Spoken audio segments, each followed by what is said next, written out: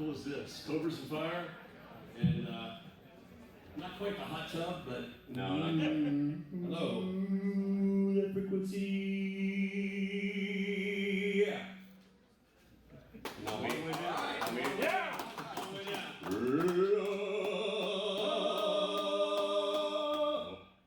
Thank you very much. All right. I don't know. Are we ready to go here, or? I think we're a little early. Okay. Oh, that's all right. Stay ready. You ain't gotta get ready. I think I should probably press it. Oh, this is cool. Live, right? Yeah, let's do it live. Are we doing live, or are we recording for? Well, it's live for the people that are here. Correct. And for posterity for people who can't. Yes. Right, for my posterior. Nice. So we'll just want to kick it off? Well, let's wait. He's at 5, so the door is so much. They close the door. Guys, I appreciate you. I'm a busy man. I'm out. Oh, yeah. This is fantastic, man. My buddy Jason Bakko. And the other guy? the other guy. Hey, who are you? Are you Cobras or are you Fire? I'm big. But welcome to Cobras Fire. We are here today with Ron Keel. I am one of your hosts, LC. And Simon. What? I wasn't recording, but if you want to start now. Yeah, let's start over. Yes. Yeah, let's get a clean intro at least. All right. Nice clean intro. Are we good? All right. LC. You want to do it, Jason LC? Bakko. Let's do it. Ron All right. Keel. Yes. Cobras and Fire. Welcome to Cobras and Fire. I'm your host, LC, and I'm joined as always with Bakko and our very special guest, Ron Keel. How are you, sir? I am fantastic. Live the rock. Love you guys. Bakko, LC, great to be back on the show. I think it's my 5th or 6th time. Number talking to you 6. guys. This will be number 6. Who's counting? I am. Yes. And I have, you've done most of the talking, well, all the talking with Ron previously. So I'm going to stand back for most of this and everything, but I just want to say, to begin with, that who enjoyed Ron's set last night at the Mercy Lounge? Yes? Come Very on. good. Thank you. I mean, I just want to give you a compliment real quick, is that it's, I think it's a tough thing to being coming out with an acoustic guitar right after a full band and stuff like that, and just keep in with maybe a little less rockin' tunes and just keeping the crowd going, and you did it. So I appreciate that, and yeah, I enjoyed the set. I think more than anybody in the audience. I love that challenge, that opportunity to get out there with just my voice, my songs, my guitar, my stories, and entertain people and take them on a journey through my entire life and my career and share my music with them. Of course, it's always great when you've got the full band behind you and you've got the bells and the whistles and the smoke and the effects and the lights and all that stuff, but there's nothing like just being out there in your raw element, the way the songs were written and created, and sharing that special moment with those people, and knowing after about the first verse or chorus of the first song, they're singing along and you're winning them over. It's a really big challenge, and I enjoy that opportunity. I do it often. I've been doing it since 2006 when I released the Alone at Last acoustic album. The first time I did it, I was opening for Y&T at a sold-out theater in Las Vegas, and I just released the solo acoustic album, and I thought, well, I should get out and do some solo acoustic shows, right?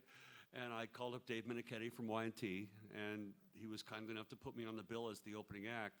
And I walk out there, man, and I tell you, that first time, when you walk out with an acoustic guitar by yourself, it's very much like singing the national anthem at the Super Bowl naked. Yeah. Right. Now after 16 years of doing it, it's kind of like, it's much more comfortable. It's like singing the national anthem at the Super Bowl in a Speedo. All right. All right, yeah. In a hot tub. In a hot tub. Yeah. Hot tub! Well, Jump back! Like I said, Kiss you've been myself. on the show so much. I've had an opportunity to ask you almost anything I'd ever want to, so I decided to dig a little deep this time and ask you questions I don't think you've ever been asked. So these are two things that I think everybody is dying to hear. What is it like working with Gene Simmons and Yngwie Malmsteen? Oh my God, Jason, you know, and we've had this discussion before. When you're I'm not actually asking. I know, you. you're a podcaster, you're interviewing somebody, and you ask them, what was it like to work with Gene Simmons? You don't want me to answer that question, Jason, or You do whatever. I am just messing with you. Yes. He knows. You know, the thing to creating a great interview is asking those detailed questions, give me one good Gene Simmons story, or give me one of those moments in time, because you can't put that entire experience into a 30-minute podcast.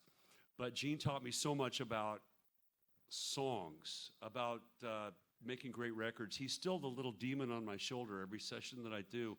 How to stack guitars, Little demon. and how to deliver. Do it again, Ron. You can do it better. Yeah, no, he was the opposite.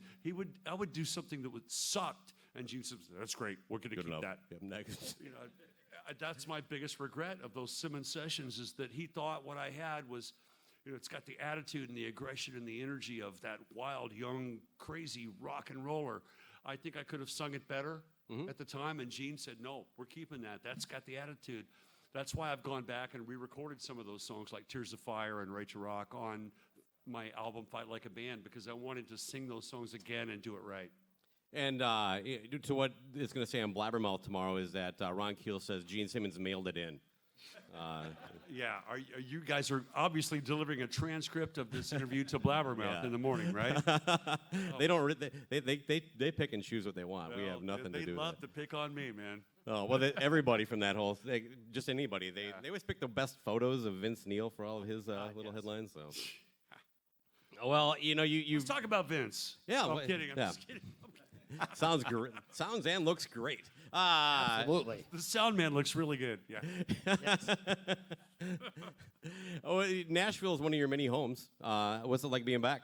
It's great to be back in Nashville. It's always, I had to come into town a couple of days early because it's always the welcome back to Nashville party with so many good friends that I didn't even have time to make the rounds and see everybody and socialize with so many good friends. But the day is not over yet.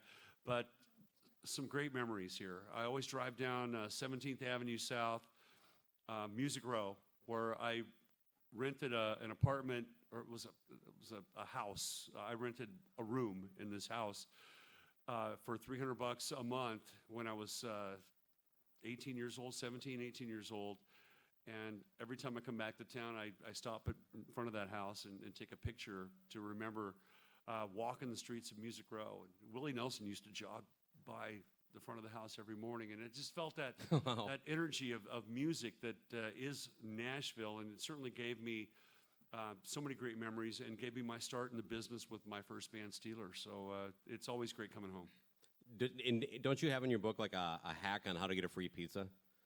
I do. Well, I don't think we it's going share to it? work nowadays, but man, it fed us. Back in the day, that's how we survived. We would pull the pizza scam, and you just find a pizza joint in the phone book, and you call them up and say, "Hey, last night, you know, I came in right before you closed, and I got a pizza, and I brought it home to my family, and it wasn't quite cooked. It's like you shut your ovens off early, and the pizza was raw. And my kids couldn't eat last night, and it was like really terrible, man. I'm wondering what you can do." "Oh, we're very sorry, sir. Why don't you come in and grab a couple of free pizzas on us, and we'll give you some salads and some Coca-Colas to go along with that." And we go in and we get free pizzas. And that's how we ate. It was the pizza scam. It worked every time back in the day. Right. Yeah, it'd be a little harder now because they have everything Yeah, it's all dialed in. But computerized. Nothing is. It's not like the '70s anymore. That's for sure. The early '80s. But the pizza scam was how we survived. And we started doing it with Chinese food or any other restaurant. Last night I came in and I got some food, and it was not good. It was terrible. It was like uncooked. It was like, "Oh, come on, man." And "Oh, we're very sorry. Come on in and get a free meal on us." And we'd go in and eat for free. It was right on. that's literally, it was either that or get a peanut butter and jelly sandwich and split it 4 ways. With each guy in the band, drummer, bass player, lead singer, guitar player, we'd eat literally a quarter of a peanut butter and jelly sandwich each day. These stories aren't anything new to anybody who's Ramen. Aerosmith, ramen. I mean, yeah, for a quarter you could feed the whole band. Yeah. But it was a tough time, and people always look. Those were the good old days. That was the '80s, man. It was awesome. And I go, man, it sucked, dude. It sucked. I didn't know what the hell I was doing. I was just a stupid young kid, trying to learn my craft, trying to learn how to sing and play. I was in an abusive relationship. I was starving. I was broke. These days are much better. Those days enabled me to get to where I am now. all the stuff that I went through and all the stuff I experienced back in the 80s was great. There was some really good music. There were some major magic songs on some of those records, but I don't look back on that as, oh, those were the good old days or those were the best times of my life. They were not. These are the best times of my life. Today is the best day of my life until tomorrow. You know, that's very Gene Simmons-like. It is. But it is inspirational. Like for somebody that actually became familiar with your music through Bakko's You're welcome. continuing interviews on our show. I mean, Metal Cowboy and Fight Like a Band. I mean, these are great albums, and you usually don't see that this far, and at this point in somebody's career. So it's inspirational. And do you think this is kind of the zone where you want it to be, or? Well, Like the Southern rock thing, that kind of seems to Right, fit that's you what the I mean. best. to me, let me shut the ringer off. To me, Thought it's you were always a pro. matter of creating new music. I think that's the fans are always asking for it. By the way, fans are always, when are you coming out with something new? Give me a new Keel record, and they literally demanded a new Keel album. We got back together in 2009 for the 25th anniversary reunion. Did, in my opinion, the best Keel album ever, Streets of Rock and Roll, which to me is absolutely the pinnacle of our achievement as songwriters, singers, musicians, and nobody bought it. And they're going to do that fine. to me every day. You're going to hammer. I picked up a copy. Okay. Well, good. yeah. Well, somebody bought it. I mean, somebody bought it, but they want new music, but it's not about fan demand. It's about our desire to continue to create. We have to write, record, and release stuff. That's why we got into this business in the first place. When we were just kids, we wanted to create something and share it with people. It's just that simple. And whether people buy it or not is out of my control. The biggest selling album of all time sold 66 million copies. Michael Jackson's Thriller. That means billions of people didn't buy it. I sold 3 million records. It means billions of people don't like what I do or don't want to hear it. I'm cool with that, man. It's my job to create and put it out there and share it with you. And you guys have been huge supporters of mine. I know that Fight Like a Band and South by South Dakota were big on your recommendations. The reviews that you've given me and the help and support that you've given me on your podcast has been huge because you listen to them and you enjoy them. The people who don't listen or don't enjoy it, they're not my people. You're my people. So I just do what I do to the best of my ability. As long as we can break even or make a little money on it, then we got to keep doing it. And you just released Streets of Rock and Roll. You had a small run of it pressed on vinyl. I can vouch for it. It sounds amazing. If anybody here is a vinyl collector, I know it's for sale over at Ron Keel's booth. I think we're sold out, man. I think we sold out Oh, by okay. 11 o'clock this morning. I think we have maybe one copy left. All I right. haven't been back to the table in a while, but that vinyl went quickly, and we're really proud to have that because I love the vinyl records, man. Back in the day, the artwork, the experience of opening up a vinyl record, Right on. putting it on a turntable was it was big for us when we were younger, and I didn't realize how much I missed it until I got the new Streets of Rock and Roll vinyl album, because there's stuff, you look at the cover and there's stuff I never saw. And I helped design the damn thing. And I'm looking at the detail in the cover and the photos and the lyrics and all that stuff that you miss when you have a CD or a download and all that. So I'm really proud of the recent vinyl releases and hope we can keep doing that. As long as we can break even or make a little money, we're going to keep doing it. Right on. LC, didn't you have some? You had some questions about his pants he wore last night. Yes. Oh yes, I did. Yes, I was. Well, these are not. Well, Welcome to these are Cobras not and the Fire, same people. pants. These are the kind of things we get into. These are not the same pants. Okay. I have fresh pants today. Yeah. All right. More than one pair of rock and roll pants. It's good stuff, man. Very fashionable. Well done. Thank you. For What the- about last night though? You was kind of a mix of leather. What was your question? I don't remember, but the whole thing is that I'm gonna stay away from that. It I was, think was they were that- black. You were all into They were it. black. They're all torn Yeah. up. Like, But that's that. You're a yeah. pure metal cowboy, and in tribute to you, we've actually tattooed ourselves. Oh yeah, we wanted to get a picture at the end. Yep. I don't know if we can Get that. see. oh, But my goodness. I am the I'm a- aluminum cowpoke. Oh, we got to do this. And I'm tinfoil ranchero. You gentlemen, would you mind taking a picture for me? Photo opportunity in the middle. Who knew? Aluminum Aluminum cowpoke. cowpoke. And I am tinfoil ranchero. Can you? Mine's a little goofy. This is cool. This is money in the bank right here. why I got into the business in the first place, for Yes. moments like that. Always use the gimmick. Right. We should use fatter markers. Yes, that's true. It's all right. It's last minute. Yeah, no, it's all good. By the way, you also commented a little bit. I thought it was a good point that you made about it's difficult to come out and just be like an acoustic performer between that kind of set. That it really puts a spotlight on what you're doing. Any extra pressure there, or are you just like, fuck it, I'm Ron Keel? No, So you it's- guys all eat a dick? No, it's huge pressure, and I feel it and see it. And the best times are when the audience doesn't expect it, because I've toured with Y&T and Quiet Riot and Jackal and other bands where they put my name on the ticket and on the marquee, and people are coming, they see Ron Keel on the marquee, they don't know what the hell they're getting.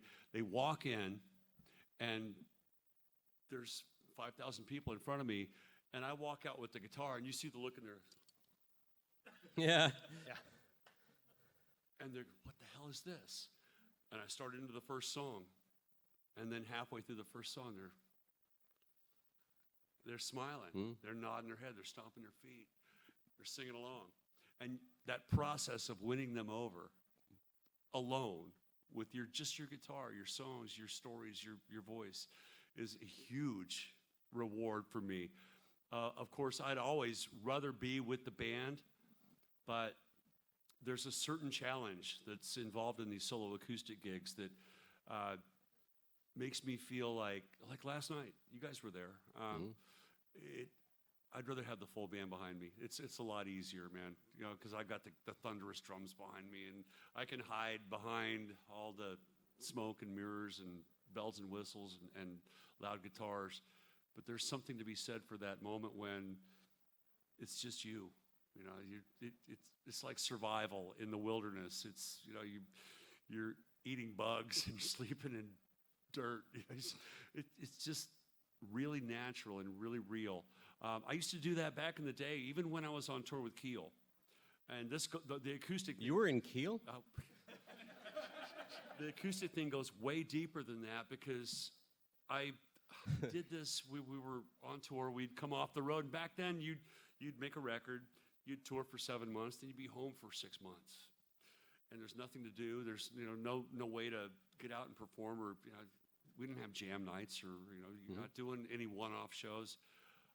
And for some reason, I would grow a beard, take my acoustic guitar into a bar down the road somewhere, anywhere in Southern California, and I'd walk in, and I would make up a fake name. That's how Ronnie Lee came Let's about. do this too, right? That was your Let's do this. hotel name, right? Yes, that okay. was my hotel name. Okay. I'm Ronnie. I just came into town from Nashville, and I'd like to sing and play. Can I play for tips? And I'd go on not even a stage, just sit there on a bar stool and sing and play. And nobody knew that I was Ron Keel. And people would even come up to me and go, "Hey, man, you look like Ron Keel." And I go, "Who's that?" I would sing the Eagles or Bob Seger or Tom Petty, and I would sit there and play, and I'd sit with a little tip jar in front of me. Not because I needed the money, just because I needed to get back to my roots, where I came from, and stay grounded. And it kept me grounded. It kept me real, to be able to, 8 ball, quarter pocket, Yeah. And I'm trying to just be that same guy that I grew up, that kid that just wanted to play and sing for anybody that would listen. Or if you didn't want to listen, I'm going to make you listen. And it was a very grounding experience for me. And I did that. We came off tour with Bon Jovi in '87. After we played Madison Square Garden, sold out 3 nights in a row. I went to a little bar down the road. "Hey, man, can I play? I'll play for free. I'll play for tips." Just to stay grounded, just to make sure that I didn't lose that inner core of who I really was and what made me fall in love with playing music in the first place. So every time I do that solo acoustic gig, like I did last night, or like I'm going to do the rest of my life, it keeps me real. And it is a challenge, especially for a lot of audiences that don't know a lot of the songs that I do. I did South Carolina tour last week. I did 4 shows in South Carolina. Several were sold out. The promotion was great. It was 4 nights in a row: Wednesday, Thursday, Friday, Saturday, at all these venues throughout South Carolina. And a lot of people I'm playing for, man, they'd never heard any of the songs that I'm doing. They know Because the Night. A lot of people know Tears of Fire. But you're up there for 90 minutes, you know, doing your own solo acoustic gig by yourself. The stories behind the songs are as important as the songs are. How they were written and why the song is so important to me, and how 40 years ago I wrote this song called Serenade on the Steeler album. How Tears of Fire was a pivotal moment for us in '86 when it was a hit song on the radio, when they played Michael Jackson, Bruce Springsteen, Madonna, and Keel. It was like, I was blown away by that experience, listening to the radio and hearing, you know, the icons, the heroes, the number one hit pop artist, and then all of a sudden your song is right there in the mix with theirs. You can't put those moments into that's why I tell the stories behind the songs during the gig. Last night, obviously, we were pressed for time. I didn't tell the entire Dobie Gray story about Drift Away, but that's another pivotal moment for me, man. You've heard it before. If you've seen the solo acoustic show, I do Drift Away from Dobie Gray because I sang the song to him on a celebrity bus doing a charity event when nobody wanted to hand me that guitar. I was the 23-year-old, long-haired, hungover rock star guy, and all these country folk on this bus didn't want to hand me the guitar, but they had to out of courtesy. They just, well, we've got to. It's the right thing to do. And they handed me the guitar, and I look at Dobie Gray sitting across the aisle from me on the bus, and I sang Drift Away. I don't even know why. I'm glad I knew the song, but by God, to see that transformation in people from the moment when, oh shit, don't hand him the guitar. Please don't let him sing. To the metal guy. Give me the beat, boys, free my soul. I got the whole bus singing along with me. It was one of the transformational moments I will never forget, and I love sharing those with people. I know a lot of folks have seen the solo acoustic show and heard these same stories, but I can't make up new stories about that. And we got some folks that came last week from Pennsylvania, and they were at every show in South Carolina, and they hear the same story about Dobie Gray. And I sang this song for Dobie Gray. Mix it up, man. Well, I can't mix. Man, I only know 750 songs. That's what I'm getting. And there's only 750 stories, so you're going to hear a couple of them twice in the course of a year or a tour or whatever. Yeah, I enjoy that challenge of doing the solo acoustic gigs. I love the band. The reason I still do the full band thing, and the Ron Keel Band is a big show. It's a 6-piece band with a 3-man crew and a big production. We've got a train that's built into the drum riser that blows smoke. We've got confetti and we got cannons. We got all kinds of shit. It's cool. It's a big show. I don't know how to scale it down. I'm not going to fire my keyboard player and track the keyboards on a computer. I'm not going to fire my road crew and do it myself. I'm not going to get rid of the truck or the RV or any of that stuff. I mean, it's a big show. It's expensive and it's a big operation, but it keeps me young, keeps me strong, keeps me motivated.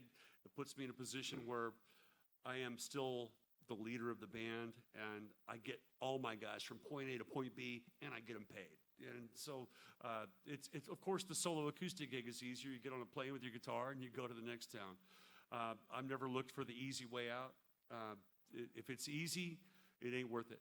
So that's why I still do both. And the reason I do the solo acoustic gig, if they could have had Ron Keel band here last night at Mercy Lounge, my guys would have been here. We would have kicked your ass.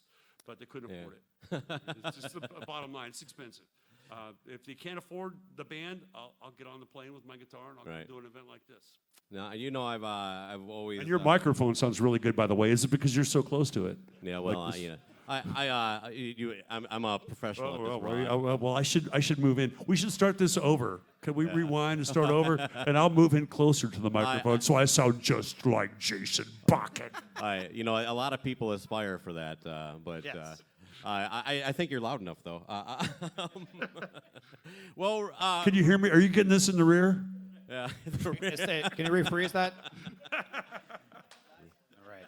Okay. Oh, It was boy. there, I had to take it. Ron, we have a little bit of a surprise for you. We're going to take a bit of a left turn now. Yes. Oh, We no, are. left turn. I love left turns. All right. So for people who have listened to Hello. this, I did a summer sidecast this year called Sun's Out, Mike's Out, and I just basically Oh, I would actually do my impersonation of Ron Keel. I'd pack up my acoustic guitar and go visit some of my local buddies in the Twin Cities in Minnesota, where I'm from. And we would just share stories, talk about summertime memories, and then at the end we'd whip out a song. But right before that, we would play a little game that I like to call Who Said It, Ted Nugent or. Now, I'm going to just explain it for the listeners and anybody that doesn't know the rules. So I basically have a quote, and they're both going to play. My co-host LC has not had an opportunity yet, and then I'll even let the people in the audience, you can, well, show of hands. Tell me who And what do we win if we win? Cold Hello. Coors Light. Half a course Light. Yeah, all right. So, yeah, I'll give you two choices. Well, I can just peek at the answers. He's got the sheet. Well, I actually have to turn now. I've already kind of, I have this all mapped out, man. Left turn. Here we go. You doing it? All right. Yeah, good thing this thing's on a swivel. All right, so yeah, pretty simple, right? I just give a quote, give you two choices, and you tell me who said it. Come on, man. Oh, and I need to keep score. All right, so let the games begin. Are you guys ready?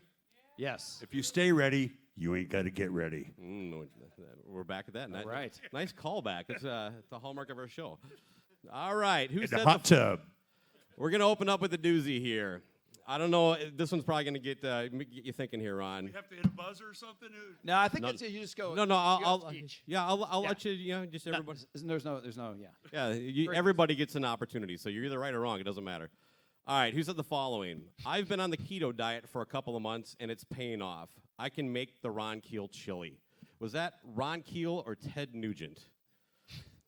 Who likes to go first, Elsie? I usually have music kind of playing. I'm going to say that was Ron Keel because he injected his name into the conversation. Yes? Ron? I think it was Ted Nugent because Ted Nugent loves my chili. Is that your official answer? Yes. Okay. How about show of hands? Who thinks it's Ron Keel? Who thinks Ted Nugent loves his chili?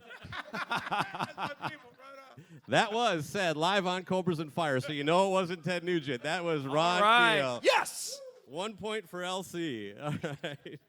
All right, the next quote I got. This is who said the following. Was this Ted Nugent or former Speaker of the House Newt Gingrich? Ted Nugent or Newt Gingrich? All right.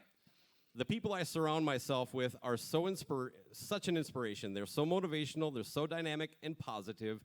You really can't stop that positive force when everything and everyone around you is so positive. Was that Ted Nugent or former Speaker of the House, Newt Gingrich? I'm going to go with Newt because there wasn't any mention of killing animals in that sentence. I think that was Ron Keel. I'm sure you understand the rules. I know you don't like Ted Nugent or Newt Gingrich, so Newt Nugent, I think, said that. Newt Nugent. Newt Nugent. This isn't about who I like and don't Cheat. like. That's a cheat. That's a cheat. Come on, give us one. Come on. That has to be Newt Gingrich. Ted Nugent would be a little more colorful with his verbiage, I believe. I'm sorry, Ron, with that. Oh, I'm sorry. Audience, I guess I tipped my hand now. That was Ted Nugent. It was Ted Gingrich. So LC's got 2 in a row now. Now, for those listening, the record is 8. Don Jameson got 8 of these, and he's actually contesting one of them. So he thinks he got 9. Nobody else has got higher than 6. Yeah. And to me, back there, I am higher than 6 right now. Right. But since the prize is just a half-drink Coors Light, it's really not that big a deal.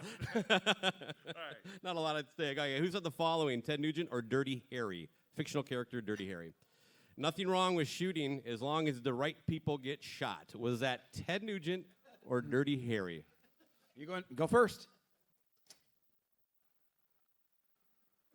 That was Dirty Harry. Okay, what do you think, Elsie? No, that's 100% Nuge. Okay, what about the audience? Was that Ted Nugent? Anybody think Dirty Harry? That was Dirty Harry Callahan. Damn it! So that is 1 point for Ron Keel. Which movie? Come on. You don't do your research? I did, but I cut it down just so I had only the quotes. Okay. I mean, I'm going to say it's from the Deadpool. all right. Who said the following, Ted Nugent or Kid Rock? When the law disarms good guys, bad guys rejoice. This is basically a pick'em, but Ted Nugent or Kid Rock? Man. Do you want this first? That was Ted Rock. Damn it. All right. No, I'm going to go with I'm gonna go with Nugent this one too because it didn't have big ass or whatever, like big ass honky tonk, big ass everything like that. So it's not Kid Rock.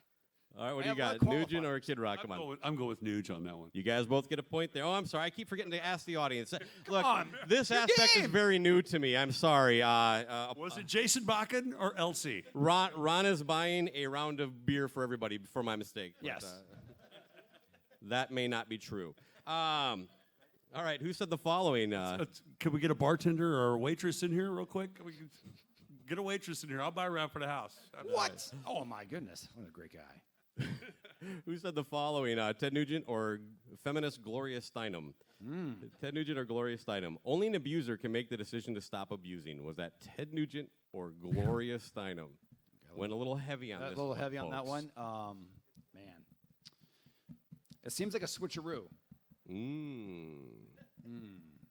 I just want you to know that the only place you can get quality entertainment like this is on the Cobras and Fire podcast, all right? CobrasandFire.com. Right on. Thank you, Ron. Thanks for the plug. That was Gloria Steinem. Yeah, I'm gonna go Gloria. I'll go Gloria. Audience, who thinks it's Gloria Steinem? Yeah. What about Ted Nugent? That was the Nuge. Damn it! I did a switcheroo. I figured that was a. I knew that. I just wanted to kind of steer you in a different direction. Okay. Who said the following? Was this Ted Nugent or former Green Bay Packer quarterback Brett Favre? Wisconsin's a special place. Was that Ted Nugent or Green Bay Packer Brett Favre? You actually stayed up all night working on shit. That's a like lot of research. About 14 minutes. Okay. That's all night. That's got to be Brett Favre. Yeah, I'm gonna go with Nuge on this one. Okay. Ooh, all right. Because I think it's the switch. Audience, Brett Favre. What about Ted Nugent? That was Brett Favre. So Ron Keel ties it up. We got a tight job. game here. Right. How many we got left? Just well, I think 4. Okay. But anyway, Good Lord. all right. Who said the following? Was this Ted Nugent or Charles Manson? Jason's a big Ted Nugent fan. I'm sure you can tell. You eat meat. He's quotable. Yeah, exactly. Yeah. You eat meat with your teeth and you kill things. Was that Ted Nugent or Charles Manson? Wow, I'm just gonna go. I'm just gonna keep. You know what? I'm gonna do this just like I did my tests in school. I'm just gonna keep going Nuge, just right down the line. One of the times it's gonna hit. Ted Manson. You're gonna keep It's doing. Nuge. No, it's Nuge. All right. What about audience? Who thinks Charles Manson? One guy. All right, Sean Cullen. What about Nuge? Is everybody's Nuge? That was Charles Manson. Oh, damn. Still 3-3. We've got a couple more here left. All right. Everyone include. Oh, I'm sorry. Who said the following? Duck Dynasty patriarch Phil Robertson or Ted Nugent?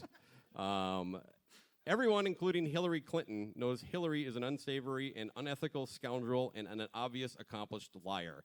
Was that Ted Nugent live on stage, or was that Phil Robertson, the inventor of the duck whistle? Again, I'm just gonna keep it boring. I'm going Nuge. It's Bill Clinton. If there was a third choice, He never had sex with that woman. There you go. you know, I guarantee Bill definitely said this. But he's not one of the choices. What were my choices again? Are you gonna ask the audience this time? Phil Robertson or Ted Nugent? Gloria Steinem.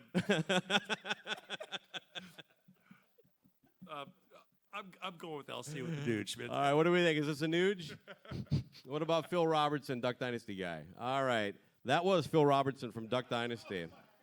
All right, so you got 2 left here. These are your last 2 chances to either split the tie or end in a tie. In either way, it doesn't matter. We're just trying to make people laugh. All right, who said? Working. All right, that's good. Who said the following? Ted Nugent or rapper Eazy-E? Was this Ted Nugent or Eazy-E? The war is coming to the streets of America, and if you're not practicing with your guns, then you will be helpless. Was that Eazy-E or Ted Nugent? Nuge. Quote again. Okay, yeah, all right. The war is coming to the streets of America, and if you're not practicing with your guns, then you will be helpless. No, I'm just going Nuge again. I'm gonna keep it going this way. Well, it certainly wasn't Joe Biden that said that. Yeah. He's doing this for my benefit. I love you, man. I love you too. Yeah. I'm going with the Nuge. All right, you guys both get a point. That was Ted Nugent. Knew it. All right, here's the last one. This one's a ringer, though, okay? Who said the following? Ted Nugent or Cobras and Fire co-host Bakko? How fucked up is the NFL that they allow this in the workplace? Was this Ted Nugent or was this me on one of our podcasts? Well, I can't answer that. Allow what I know in the answer. workplace? What do they allow in the workplace? That the quote is cut for a very specific reason. Well, I guess what was it was No, I can't say more. That was you, yes, Bakko. Bakko gets my vote on this one. That's correct. yeah. Yeah, audience. Because that we was all me. listen to the Cobras and Fire podcast at cobrasandfire.com. You both ended with a nice. 5. Well done. Thank you for All being a good right. sport. As always, Ron, you're always a kick-ass guy. You know what you haven't done is talk about, like, you know, you just did that little tour. There's video footage of some of that stuff. Where can people find that if they want to go?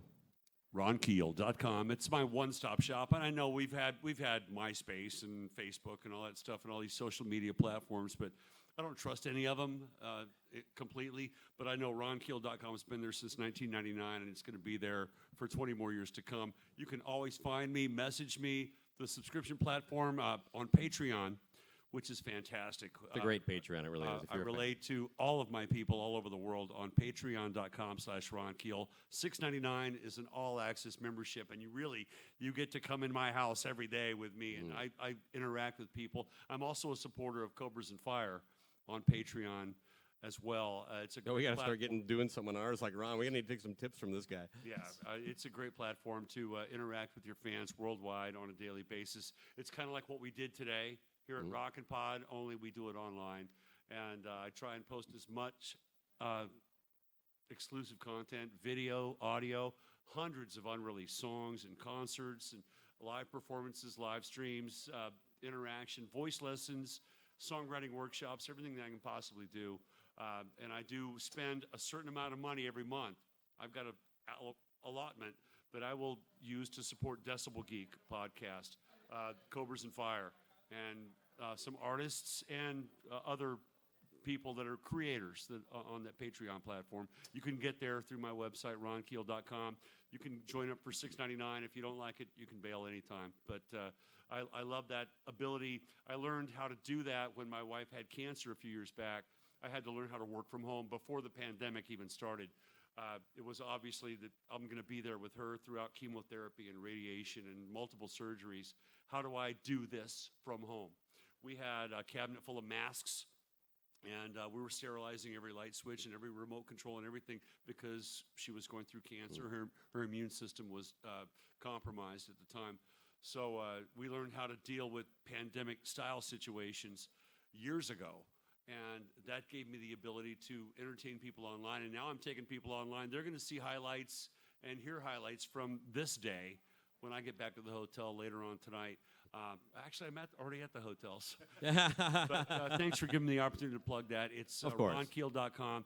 Cobras and Fire. Appreciate your support. I'm glad to be winding up my 6th interview with you guys. I can't thank you enough for the support. I love what you guys do, and I enjoy it, and I appreciate our friendship. It's always a pleasure. Did you have anything else? No, thanks, Ron. That was great. A round of And, applause for Ron Keel. Applause for Ron, and also, come on, give it up for the Nuge game over here. Ronapause. I'm now retiring it. That's what guys named Ron go through at the age of 60. It's called Ronapause. Ron All right, applause. perfect. All right, and thank you everybody for sticking around. It was Thanks, everybody. It was a blast.